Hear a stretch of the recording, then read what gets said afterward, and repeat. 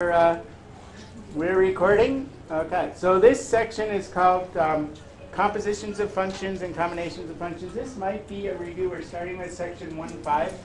You guys should have seen, you should be pretty familiar with sections 1.1 through 1.4. It's like lines, equations of lines, like distance formula, how to find the midpoint, stuff like that. So we're just moving on to this section, right? Whoops, sorry, right away.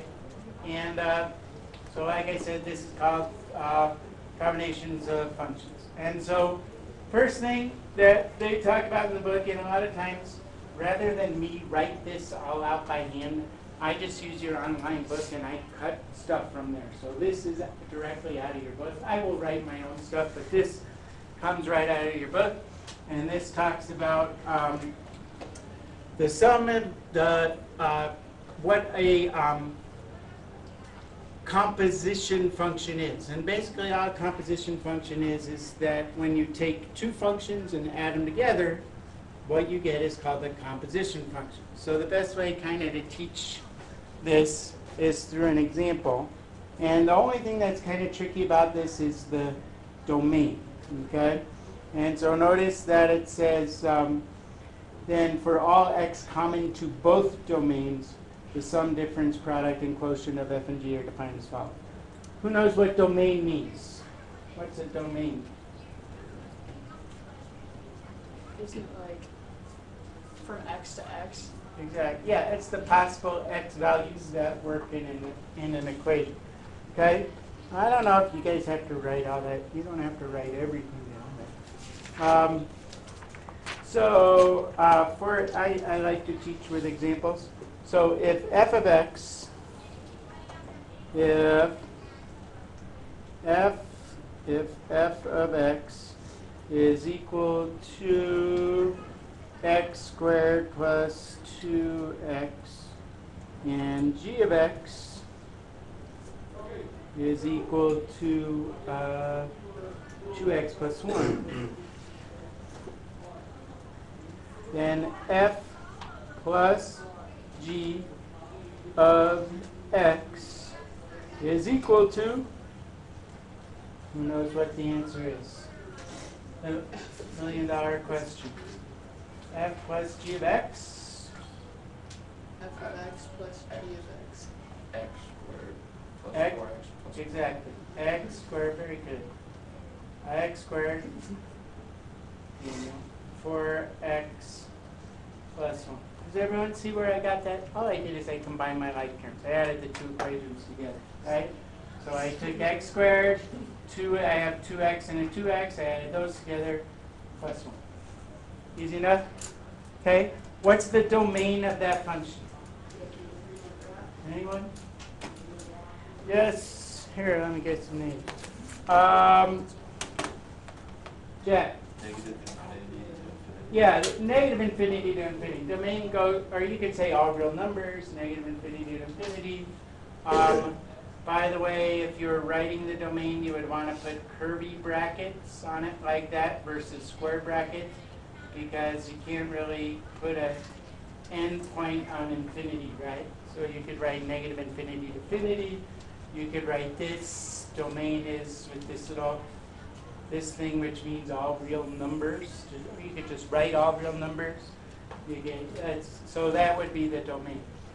Domain. What would f minus g of x look like? Anyone? Squared plus 1. X squared plus 1. Very good, Garrett. X squared plus 1. That would be minus 1. It would be minus 1. Garrett, you messed me up. It's all your fault. Is this an eraser? It's an eraser. Okay. Minus 1, right? Because you would have to subtract, right? X squared, because 2x minus 2x disappears, and this function minus this function, the plus 1 would end up being negative. I'm not going to do the work. You could figure that out. Then I could do f times g of x. I could do f let's do f times, let's do a different function for f times q. Okay, so let's move on to the, let's get a new page. Okay, and let's try a different example. So f of x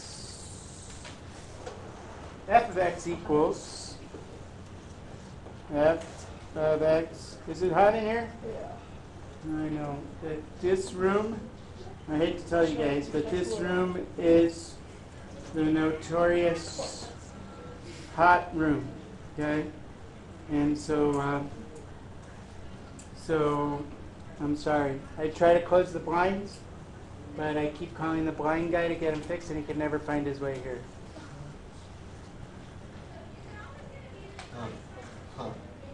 It's a joke! It's a joke. Oh, I didn't get it. Say it again. He should be like, he can never find his way here. Wow. Okay. So, anyway, so in the next problem, if I have, that was kind of politically incorrect, I'm sorry. So if f of x is that and g of x is that, then f times g, so this is a little black dot, not a circular dot, which means something else, is equal to, and all you do is, I would put the x in front, x times the square root of x plus 1. Okay? Any questions on that? F times g of x? Who can tell me what the domain of that is? What's the domain? So what values can I not put in for x? What's got to be true about x? Yes, Connor. It can't be -1.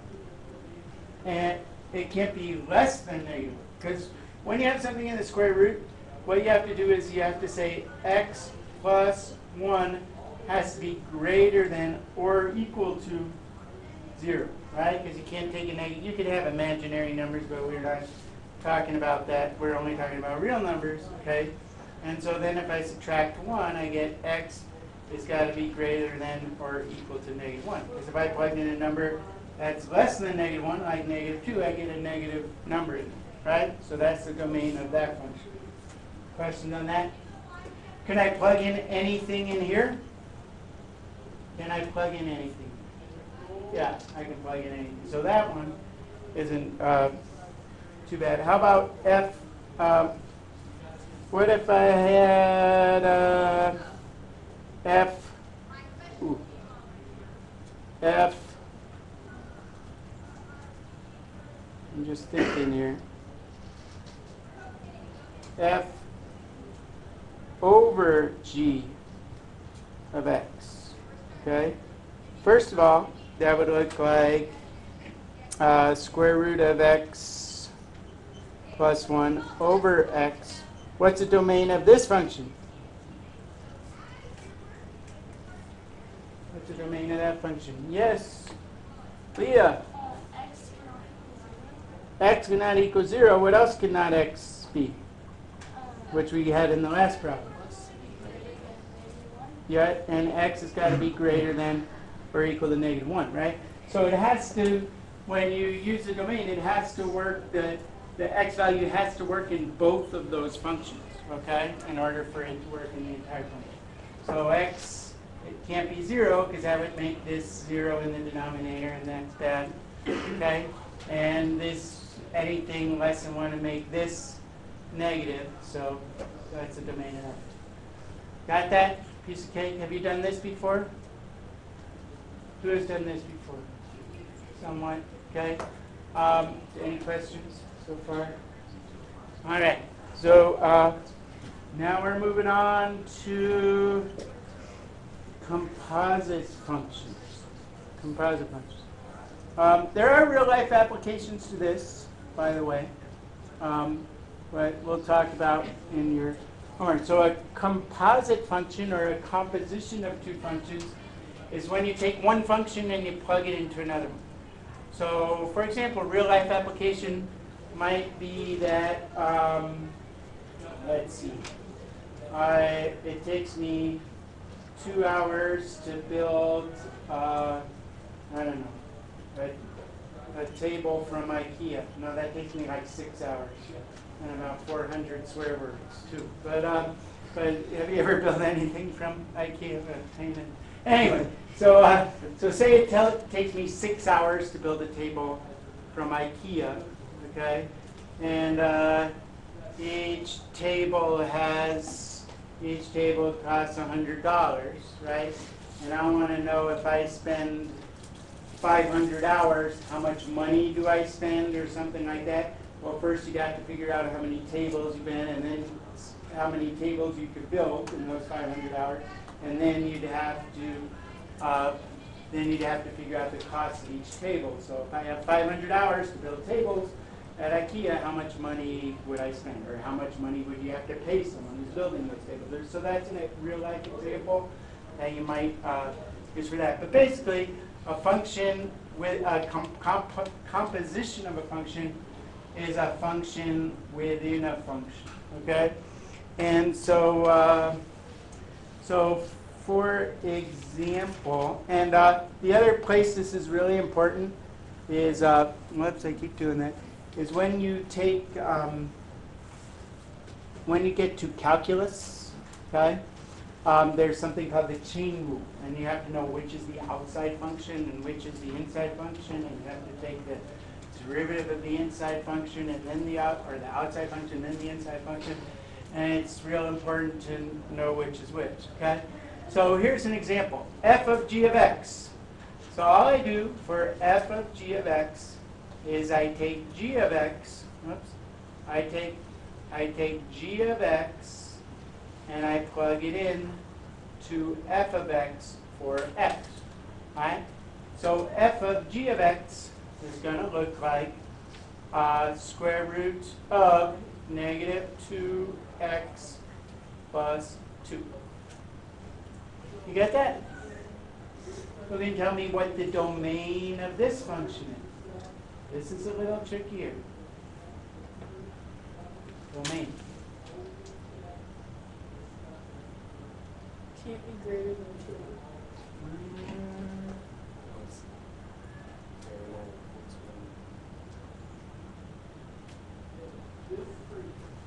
Let's just do it, okay? Don't, like what people always do, they kind of look at it and they try to just make a little equation. Say negative 2x plus 2. What's got to be true about negative 2x plus 2? It's got to be what? Greater than or equal to what? 0. 0. Okay, now you solve that. All right? I could even change colors. Okay? You solve that, you subtract 2 from both sides, and you get that negative 2x is greater than equal to negative 2. Then what? Divide by negative 1. Anyone remember? I mean negative 2. Anyone remember? Yeah, very good. X is less than or equal to 1. Right? Do you guys remember when you multiply or divide by a negative and you have an inequality sign, the sign flips? Do you guys remember that maybe or somewhere along your career? Well, if you don't know that, now you know it. Okay? If you multiply or divide by a negative, that sign flips. Check your answer, right? If I put in a number bigger than 1 in here, say I put in a number like 2 in here, what kind of number am I going to get out? If I plug in 2 in there, what am I going to get out? What's negative 2 times 2 is negative 4, plus 2 gives you negative 2. Can you take the square root of negative 2? No. So any number less than 1. Does 0 work? Did I plug in 0 in here? Yeah, if I plug in 0, can I take the square root of 2? Sure I can. Okay? So you have to be, the domain, that's like a big thing that you got to be careful. Who can tell me what g of f of x is? G of f of x.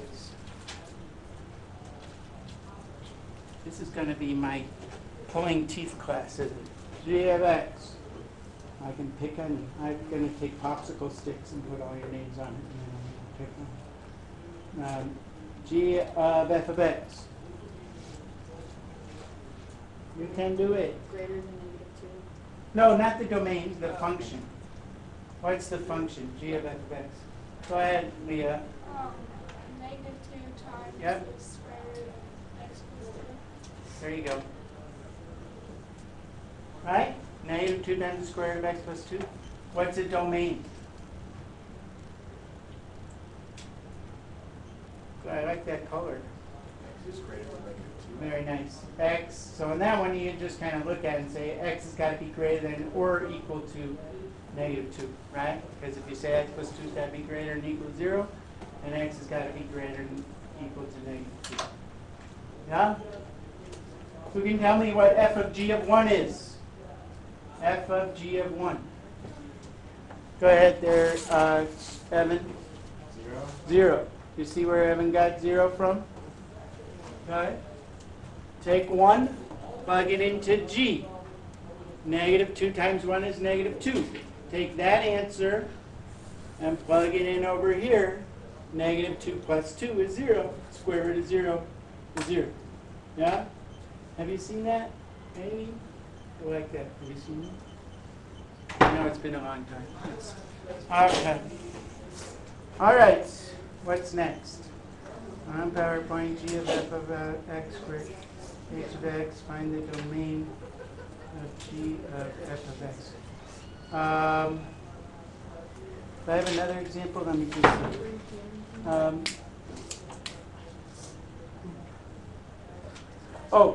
Now what they want you to do is go backwards, okay? So sometimes it's important to write a composite function as two separate functions, and there's more than one way to do this. So if you have some function h of x, where's my thing? Oh, there. If you have some function h of x, and you want to break it into two functions such that one of them is f of x and one of them is g of x, anyone want to give this a try? Find two functions such that f of x is equal. What's one thing I could call f of x? X squared. I could call f of x x squared. If f of x is x squared, what would I plug x squared into to get square root of x squared minus 1? Very good. Okay? Square root of x minus 1. You guys understand that? Okay? If I call f of x x squared, then I take x squared and plug it in here, I get this function. This is kind of like going backwards. I could have also called f of x, I could have also, or I could have called f of x x squared minus 1, right? Then what would g of x be? Then what would g of x be? Square root of x. You understand that? So you could solve, you could answer this question in more ways. There's even more ways to answer it, right? So if I said f of x is x squared, then g of x would have to be, I could plug that in and get that. If I called f of x x squared minus 1, I take that, plug it in for x, then I get that same thing, right? I could have also called f of x square root. Okay, I could have called the f of x just x, or f of x just x. And then that wouldn't have been very interesting. Okay, so that's that one. All right, what's next? Next, these are my favorite. Okay, these are fun. This is, I like doing this thing. I made this all by myself. Okay, so if I look at this function, I should use my multiboard so I could kind of trace. Oh, I can't. So here's two functions which I made up. They don't have an equation with them or anything like that. They're just pictures, right? And they love to give you these things in, like, in calculus they do this except with derivatives, but in pre-calculus this is kind of it's kind of cool because it makes you think, okay?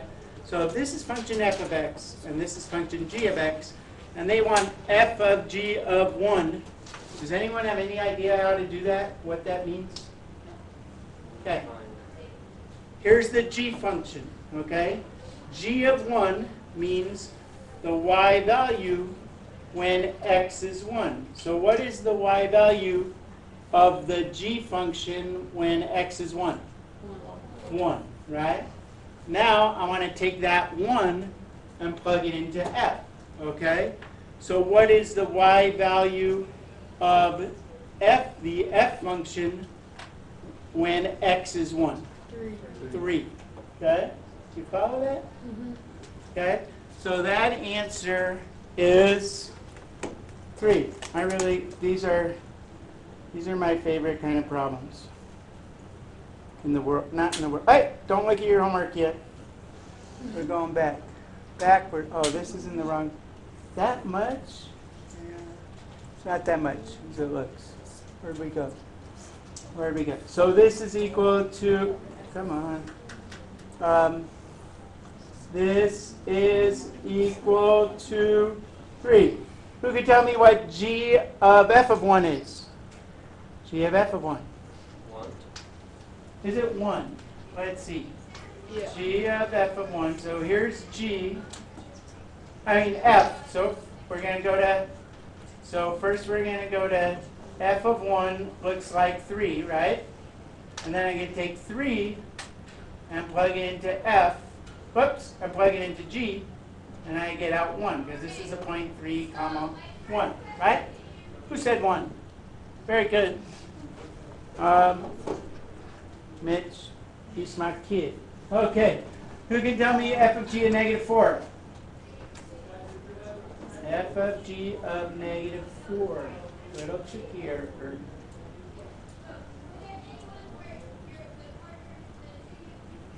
Here's g. Negative 4. 1. Right? That's g of negative 4 is 1. So this is a point negative 4, 1. Right? And then I can take that y value and plug it in to f. Okay, so what's f of 1? 3. Okay, so this is 1. So that what it says, I take this answer, I take it, and then I plug it in here, and I get out 1 comma 3. So f of g of negative 4 is 3. Isn't that fun? It's kind of like, what do you call it? I don't know. Chain reaction or something. Chain react, right? You plug in one thing, something happens, get that result, something else happens. Kind of like being on the highway when there's a big accident. Which reminds me of a story. Oh, I have lots of stories. Never mind. I'll tell you another time. We're in a rush. Okay. So the next thing. So this is just kind of like what I was telling you. There are applications of this stuff. So the weekly cost to manufacture widgets is given by this equation. The number of widgets produced in T hours is given by this equation. Find and interpret C of X of T. Okay? So all that says is I take this and I plug this into here for X. So C of X of T, C of X of T would look like 25 times 3t plus 5,000, which is equal to, you can simplify that, 75t plus 5,000. Okay? What would I use that to figure out? What would I use that to figure out? The cost if I had a certain number of hours to make widgets, right? So if I have like 1,000 hours to make widgets, right? If I spend 1,000 hours making widgets, how much is that going to cost me? Okay? And then if you want to figure out how much you make, you're going to have to subtract the cost from the profit or something like that and figure out, I forget what they call it, but that's it. Okay? Do you get that? Is that hard? That's pretty easy, right? Okay. I could go back, but right now I'm just going to put your homework up there, which is there. 1 through 6, 7 through 55 every third. Are you kidding me? No, it's really not that much. drums, okay? Because some of them, they go quick, okay? And I'm gonna stop. Now I can stop my thing. Where'd my thing go? Okay? And I can stop recording. I think. Can I? Where's my recorder? Where'd it go? Here it is. No. No. I lost my recorder. I was doing such a good job. Is it here? Where's that recorder button? Don't tell me. I think you minimized. Does anyone see my recorder thing? I don't know where it went. What's this? Oh, there it is. Stop.